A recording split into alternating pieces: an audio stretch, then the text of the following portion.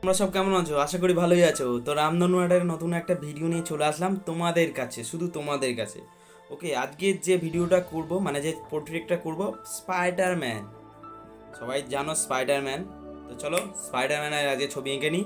তো যেটা বলার, যারা নতুন আমার ভিডিও দেখছো তারা চ্যানেলটাকে সাবস্ক্রাইব করবে, পারলে একটু শেয়ার করে দেবে, আর এটা ছোট্ট করে একটা কমেন্ট করে দেবে ভালো হলে। ওকে, চলো দেখতে চলো স্পাইডারম্যানের ছবি।